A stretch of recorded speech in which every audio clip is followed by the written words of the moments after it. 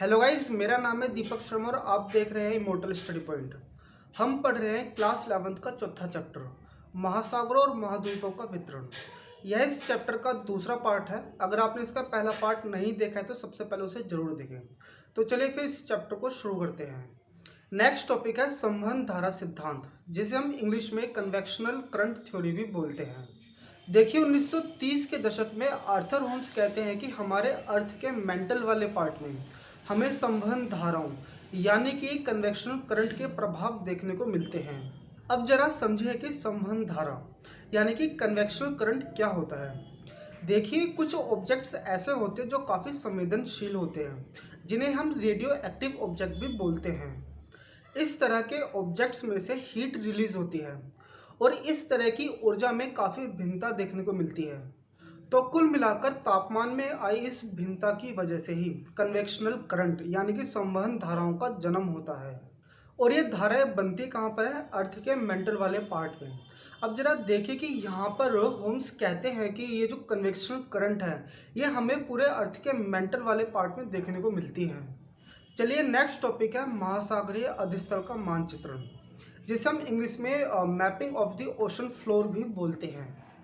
देखिए, इतना तो है कि हमारे महासागरों का अधिस्थल यानी कि ओशन फ्लोर प्लेन एरिया की तरह तो नहीं है, क्योंकि यहाँ पर हमें ऊंचे नीचे पहाड़ और या फिर खाइयाँ देखने को मिलती हैं। आपको जानकर हैरानी होगी कि रिसर्च में यह मिला है कि हमारे महासागरों के अधिस्थल पर हमें कई प्रकार की पहाड़ियाँ और कई गहरी गहरी खाइयाँ देखने को मिलती हैं, जो कि इसी प्रकार की पहाड़ियाँ और खाइयाँ हमें महाद्वीपों पर भी देखने को मिलती हैं। देखिए, हमें यहाँ पर मध्य महासागरीय कटक भी देखने को मिलते हैं, जिसे हम इंग्लिश में मिड ओशन रिज भी बोलते हैं। हमें यहाँ पर कई प्रकार के एक्टिव वोल्केनोज भी देखने को मिलते हैं। अब यहाँ पर समझिए कि एक्टिव वोल्केनोज होते क्या हैं। वो वोल्केनोज जो कभी भी फट सकते हैं उसे हम एक्टिव वोल्केनोज भी बोलते हैं। पहले हम यहाँ पर समझते हैं कि कटक यानी कि रिज हम किसे बोलते हैं। देखिए, पहाड़ों की एक पूरी श्रृंखला यानी कि एक पूरी सीरीज को हम रिज यानी कि कटक बोलते हैं। अगर हम महासागरों की क्रस्ट की चट्टानों की उम्र का पता लगाएं तो हमें यहाँ पर पता चलता है कि इन चट्टानों की उम्र महाद्वीपों पर पाए जाने वाली चट्टानों की उम्र से काफ़ी कम है। यानी कि अगर हम इन दोनों की उम्र की तुलना करी जाए, यानी कि महासागरों में पाई जाने वाली चट्टानों का और महाद्वीपों पर पाई जाने वाली चट्टानों की उम्र का, तो हाँ, हम यहाँ पर कह सकते हैं कि महाद्वीपों पर पाई जाने वाली चट्टानें एज में काफ़ी बड़ी हैं। नेक्स्ट टॉपिक में हम जानेंगे महासागरीय अधिस्थल की बनावट के बारे में, जिसे हम इंग्लिश में ओशन फ्लोर कॉन्फ़िगरेशन बोलते हैं। इसमें हम महासागरीय बनावट के बारे में जानेंगे, जिससे हमें महाद्वीपों और महासागरों के वितरण के बारे में समझने में मदद मिलेगी। देखिए, हम यहाँ पर महासागरीय तल को 3 भागों में बांट सकते हैं। पहला है महाद्वीपीय सीमा, दूसरा है गहरे समुद्री बेसिन और तीसरा है मध्य महासागरीय कटक। चलिए पहले जानते हैं महाद्वीपीय सीमा के बारे में। देखिए, महाद्वीपीय सीमा महासागरों के किनारे और गहरे समुद्री बेसिन के बीच वाले पार्ट को हम महाद्वीपीय सीमा बोलते हैं। इसमें महाद्वीपीय मगन तट, महाद्वीपीय ढाल, महाद्वीपीय उभार और गहरी महासागरीय खाइयों को भी शामिल किया जाता है। अगर हमें महासागरों और महाद्वीपों का वितरण को समझना है तो हमें महासागरों में पाई जाने वाली खाइयों को अच्छे रूप से अध्ययन करना चाहिए। चलिए फिर नेक्स्ट टॉपिक है वित्तीय मैदान। देखिए, वित्तीय मैदान महाद्वीपीय तटों और मध्य महासागरीय कटकों के बीच वाले एरिया को हम वित्तीय मैदान बोलते हैं। देखिए, वित्तीय मैदान हम कहते किसको हैं? जब महाद्वीपों से पदार्थ टूटकर या बहकर या फिर किसी भी तरह से ट्रांसपोर्ट होकर के जहाँ पे निक्षेपित होता है, यानी कि जहाँ पर ये आकर के जमा होता है, हम उसको वित्तीय मैदान बोलते हैं। अब हम जानेंगे कि मध्य महासागरीय कटक यानी कि ओशन रिज क्या होते हैं। देखिए, जैसे कि आपको पता है कि पर्वतों की एक श्रृंखला यानी कि पहाड़ों की एक सीरीज को हम कटक बोलते हैं। और जब यही पहाड़ों की सीरीज या फिर पहाड़ों की ये श्रृंखला जब हमें महासागरों के नीचे देखने को मिलती है, तब हम उसे मध्य महासागरीय कटक बोलते हैं। अब जरा यहाँ पे एक फैक्ट ध्यान से सुनिए कि जो हमारे महाद्वीपों पर जो हमें ये पहाड़ों की श्रृंखला देखने को मिलती है, इनकी तुलना में महासागरों में मिलने वाले कटक काफ़ी बड़े और विशाल होते हैं। मध्य महासागरीय कटकों के मिड वाले पोर्शन में हमें एक्टिव वोल्केनोज देखने को मिलते हैं। चलिए अब जानते हैं महासागरीय अधिस्थल के बारे में। देखिए, मध्य महासागरीय कटकों के साथ साथ वोल्केनो इरोजन यानी कि ज्वालामुखी में से लावा निकलना एक सामान्य घटना है। देखिए, अगर हम मध्य महासागरीय कटकों के दोनों तरफ की चट्टानों के निर्माण की बात करें, या फिर हम उनके संगठन की बात करें, या फिर हम उनकी संरचना की बात करें, या फिर हम उनके उन पत्थरों में पाई जाने वाली चुंबकीय गुणों की बात करें, तो सभी में हमें समानता देखने को मिलती है। जो चट्टानें महासागरीय कटकों के पास है, उनमें हमें चुंबकीय ध्रुवण शक्ति देखने को मिलती है, यानी कि नॉर्मल पोलैरिटी फोर्स देखने को हमें मिलता है। और हाँ, ये चट्टानें नई बनी हुई हैं। महासागरीय प्रॉपर्टी की चट्टानें काफ़ी नई हैं, और वहीं इसकी तुलना में महाद्वीपों पर पाई जाने वाली चट्टानों की उम्र काफ़ी अधिक है। अगर हम महासागरीय चट्टानों की उम्र की बात करें, तो हमें यहाँ पर 20 करोड़ साल से अधिक की चट्टानें देखने को नहीं मिलती।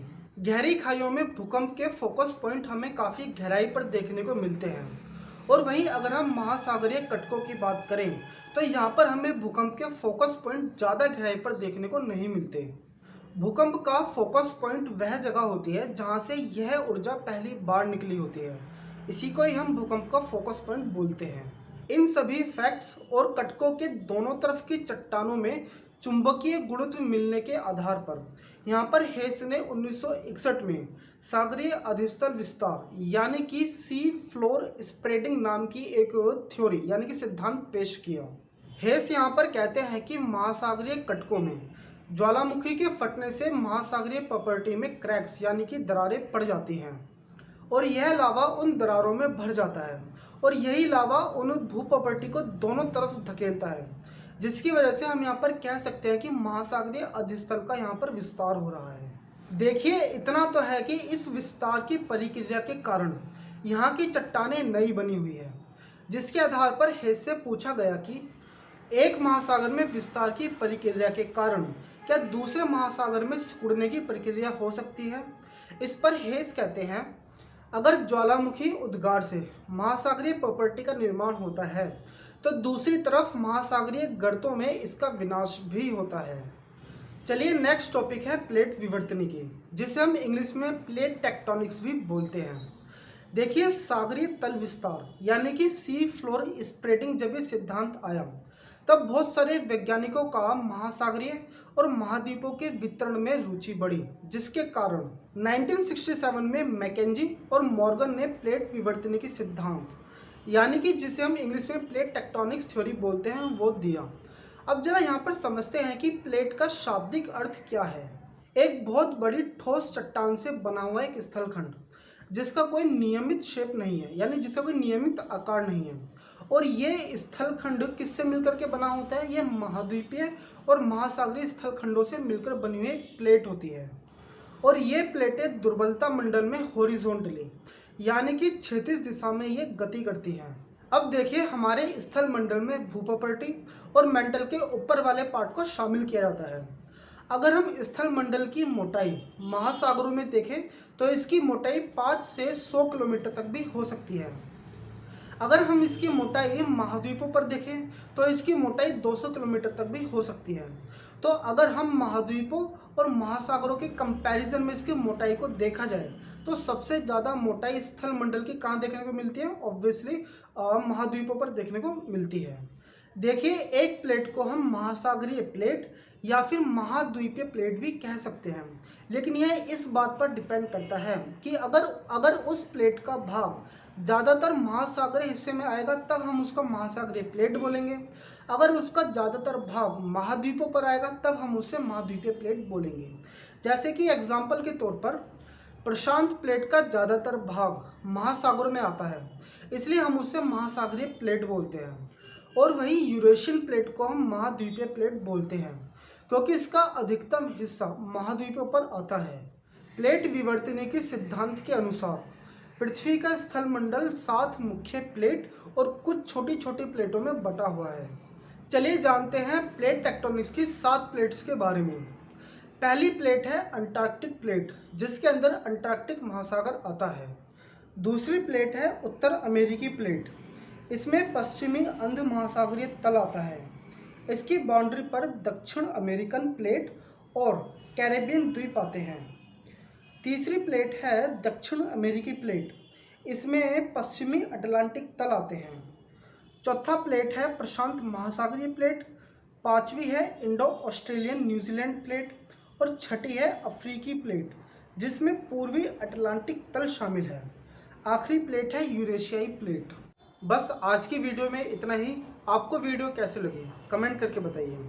नेक्स्ट वीडियो में हम पढ़ेंगे प्लेट टेक्टोनिक्स की बाउंड्रीज के बारे में और पढ़ेंगे प्लेट प्रवाह दरों के बारे में, यानी कि rate of the plate movements के बारे में। इस चैप्टर का लास्ट टॉपिक रहेगा इंडियन प्लेट मूवमेंट्स के बारे में।